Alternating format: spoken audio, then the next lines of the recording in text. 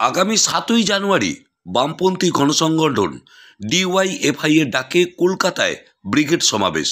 সারা রাজ্য জুড়ে ডিওয়াইএফআই ইনসাফ নিয়ে যে যাত্রা শুরু করেছিল, যৌবনের ডাকে জনগণের সমাবেশ 7ই জানুয়ারি মিলিত হবে। হরিপাল স্টেশন সংলগ্ন এলাকায় সিপিএম সহ গণসংগঠনের নেতৃত্বের একটি পথসভা অনুষ্ঠিত হয়। দেখুন কি বলছেন ডিওয়াই নেতৃত্ব, আমরা শুনবো। হরিপাল থেকে শুভঙ্কর মুখার্জি রিপোর্ট, নিউজ 7 সকাল লাইভ। তাদেরকে তাদের সামনে দুটো কথা বলে যেতেই হবে, মীনাক্ষী মুখার্জিকে বা ধ্রুবজ্যোতি সাহাকে দুটো কথা বলে যেতেই হবে। এবং প্রত্যেকটা জায়গাতে শ্রমিকরা এসে থেকে সমস্ত ছোট ছোট কৃষক, ক্ষুদ্র প্রান্তিক চাষি, বর্গদার, পাট্টাদার, ভাত চাষি এবং ছোট ছোট যারা চাষি রয়েছেন তাদের সবাইকে এই বিপদের মধ্যে ফেলে নিয়েছে রাজ্যের সরকার। এদের জন্য ইনসাফ চাই। আমাদের বাংলার যুব সমাজের কি ভবিষ্যৎ?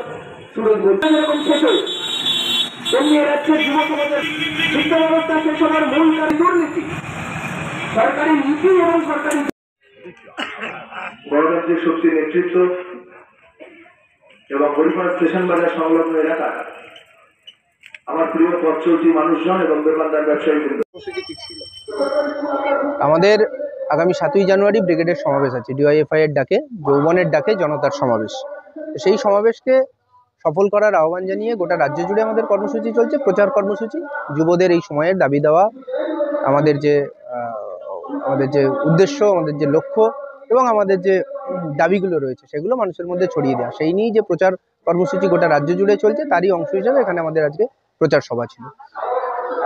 দেখুন, গোটা রাজ্য জুড়ে বিগত 12 বছর ধরে রাজ্যের সরকার আর গত 10 বছর ধরে কেন্দ্রের সরকার, এই দুই সরকারের চাপে মানুষের তো দুর্বিষহ অবস্থা। সাধারণ মানুষের, সমাজের 1-2% ওপরতলার মানুষদের তারা একটু ভালো থাকতে পারেন, কিন্তু বাকি সমস্ত আমজনতা তারা খুব খারাপ অবস্থার মধ্যে দিয়ে কাটাচ্ছে। ছাত্র সমাজের অবস্থা খুব খারাপ, ছাত্র শিক্ষা শেষ হয়ে যেতে বসেছে, জনগণের শিক্ষা যেটা সরকারি ব্যবস্থায় যে শিক্ষা ব্যবস্থা শেষ হয়ে যেতে বসেছে, যুবদের কর্মসংস্থানের কোনো সুযোগ নেই, কলকারখানাগুলো একটার পর একটা বন্ধ হচ্ছে, নতুন করে কোনো শিল্প নেই। অপরদিকে আমাদের কৃষকরা, ক্ষেতমজুররা, তারা সংকটের মধ্যে রয়েছেন। সার নিয়ে কালোবাজারি চলছে, ফসলের ন্যায্য দাম নেই, ক্ষেতমজুরদের ন্যায্য মজুরি নেই, মজুরির দাবি করতে গেলে পুলিশে মামলা দেওয়া হচ্ছে। অগণতান্ত্রিক পরিমণ্ডল একটা গোটা রাজ্য জুড়ে, দেশ জুড়ে রয়েছে। আর কেন্দ্রের সরকার একদিকে তার আমলে বেকারত্ব মারাত্মক পর্যায়ে একটা পৌঁছেছে, 45 বছরের মধ্যে সর্বোচ্চ।